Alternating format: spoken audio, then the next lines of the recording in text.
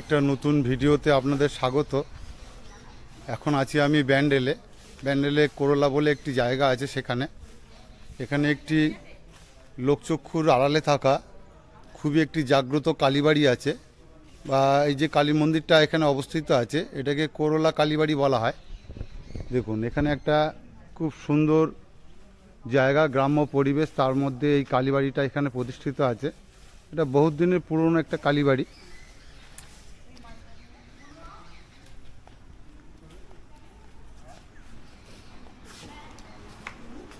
এখানে মা সিদ্ধেশ্বরী কালী রূপে পূজিত হন।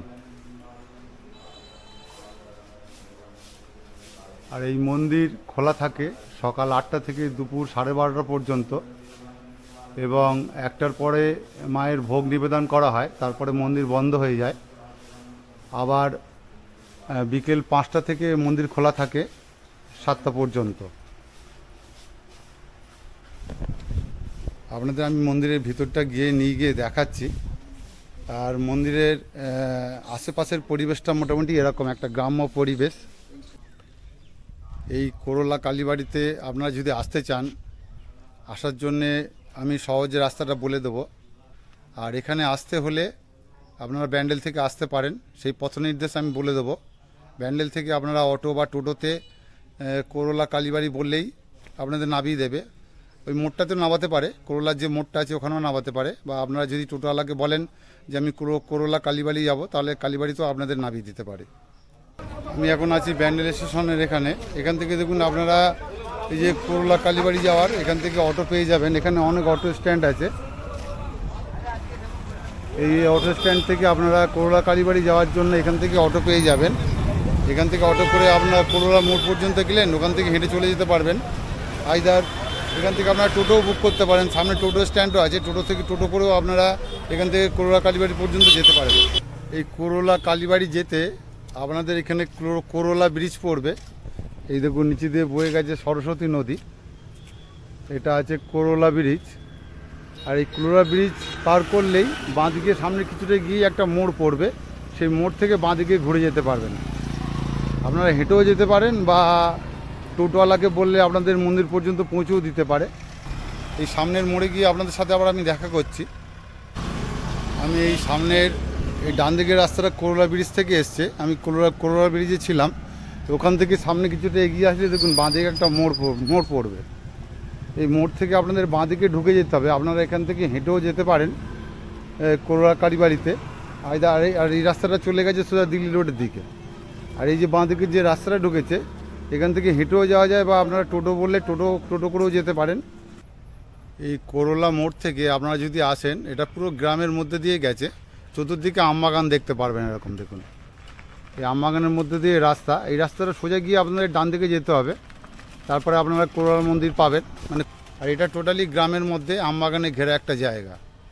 আচ্ছা, এখানে লোকাল কিছু মানুষজন পেয়ে গেছি। এই মন্দিরের একটা ইতিহাস আছে। এর পাশেই দেখুন একটা পুকুর আছে। এই মন্দিরের অনেক ইতিহাস আছে।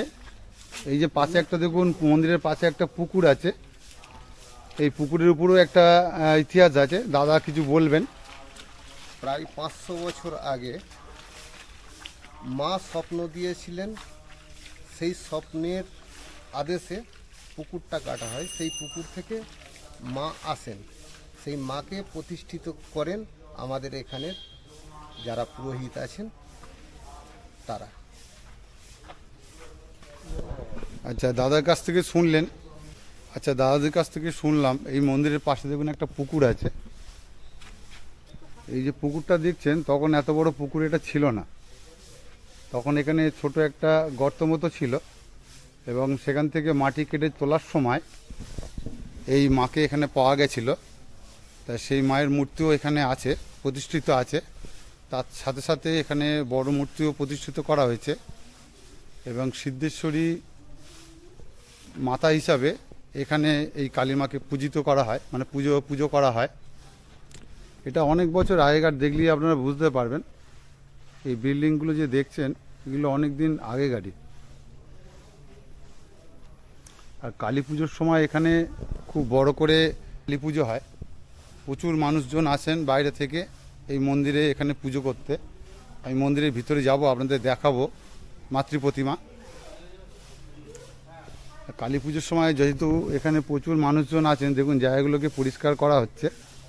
আর এই পাশেই, মন্দিরের পাশেই আবার প্যান্ডেল করা হয়, যাতে যেসব ভক্তরা আসেন এখানে, সেই সব ভক্তরা এখানে ভালোভাবে পুজো দিতে পারেন। তার জন্য এইসব মন্দিরের পাশগুলোতে আবার নতুন করে প্যান্ডেল করা হয়। এটা প্রতি বছরই করা হয়। আর মন্দিরের পাশ দিয়েও আপনারা মাতৃ প্রতিমা দেখতে পারেন এখানে। নমো বিষ্ণু বিষ্ণু, নমো বিষ্ণু, নমো বিষ্ণু, নম অপবিত্র পবিত্র বা। এই মন্দিরে দেখুন কালী পুজো আর একদিন বাকি আছে, তার আগে থেকেই এখানে সব দর্শনার্থীরা আসছেন এই মন্দিরে পুজো দিতে। আমি মন্দিরের ভিতরে নিয়ে যাব, আপনাদের দেখাবো, মাতৃদর্শন করাবো। আর এই মন্দিরের সামনেই দেখুন এখানে তুলসী মঞ্চ করা আছে।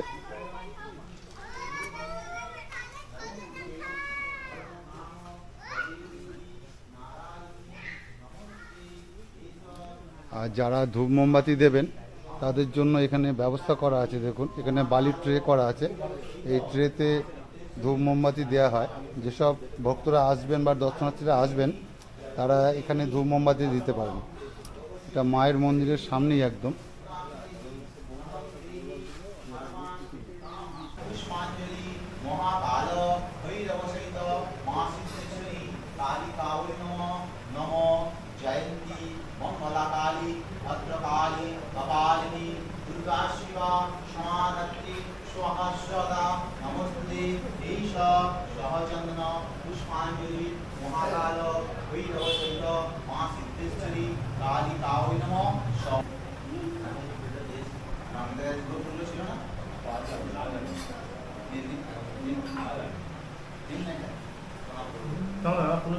শক্তিভূতি সনাতনে গুণাশ্রয়ে গুণাময়ে নারায়ণী নমস্তুতে শরণাগত দীনার্থ।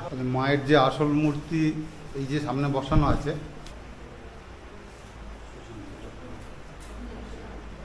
এটা হলো মায়ের আসল মূর্তি। আর পরবর্তী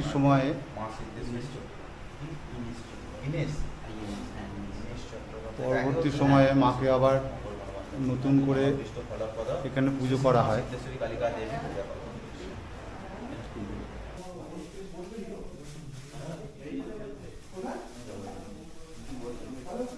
দেখুন এই যে পুকুর ঘাট আছে, পুকুর ঘাটে দেখুন বসারও জায়গা আছে। আপনারা এই মন্দিরের পাশেই পুকুর ঘাট আছে, এই পুকুর ঘাটে বসে আপনারা বিশ্রামও নিতে পারেন। আর কালী পুজোর দিন এখানে প্রচুর ভক্তের সমাগম হয়, প্রচুর মানুষজন আসেন, প্রচুর দর্শনার্থীরা আসেন এই মন্দিরে পুজো দিতে।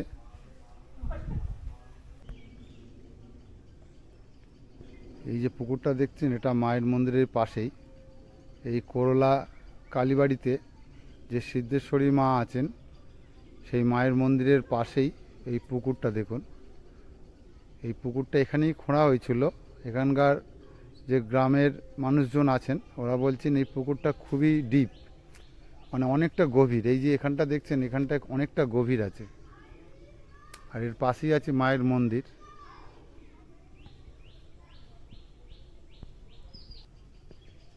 যেহেতু এই পুকুর থেকেই মাকে পাওয়া গেছিল সেই জন্যে এই পুকুরের এই মাঝখানটা অনেকটা গভীর আছে। এবং গ্রামবাসীদের কথায় এই পুকুরটা যখন খোঁড়া হচ্ছিল তখন বারবার এখানে একটা বড় গর্তের সৃষ্টি হচ্ছিল, এবং সেই গর্ত যখন খুঁড়তে খুঁড়তে এখান থেকে এই সিদ্ধেশ্বরী মাকে গ্রামবাসীরা পেয়েছিলেন, তখন থেকে এখানে মাকে প্রতিষ্ঠিত করা হয়েছিল এই মন্দিরে। তখন এত পাকা মন্দির ছিল না, পরে তখন কুঁড়ে ঘরের মন্দির ছিল। পরে যেসব ভক্তরা এখানে এসেছিলেন এই মাকে দর্শন করতে, ওনারা এখানে এই পাকা মন্দির তখন তৈরি করে দিয়ে গেছিলেন মায়ের জন্যে। আপনারা যদি কালী পুজোর দিন এখানে আসেন, এখানে যেহেতু প্রচুর ভক্তরা এবং দর্শনার্থীদের ভিড় হয়, এইটা হলো মেন ঢোকার রাস্তা এই মন্দিরে যাওয়ার, কালীবাড়িতে যাওয়ার। আর তার আগেই দেখুন এখানে একটা আমবাগান আছে, এই আমবাগানে সব গাড়ি রাখা হয়। যারা 4 চাকা বা 2 চাকা নিয়ে আসবেন এই আমবাগানে গাড়ি রাখা হয়, এখানে গ্যারেজ করা হয়। আর এই রাস্তাটা সোজা চলে গেছে করলা যে রাস্তাটা আছে, যে কোরলা মোড় আছে, সেই মোড়ের দিকে। এই গ্রামের মধ্যে দিয়ে আপনারা কোরলা মোড় থেকে হেঁটেও আসতে পারেন, আইদার আপনারা ওখান থেকে টোটো পেয়ে যেতে পারেন, টোটো করেও আসতে পারেন। এই দেখুন মায়ের মন্দিরের পাশে এক ভক্ত এখানে কতগুলো গাছ পুঁতেছিলেন, তার মধ্যে একটা গাছ আছে দেখুন, এটা চাপা ফুল গাছ বলা হয়। এই গাছটার বয়স প্রায় 100 বছরের উপরে।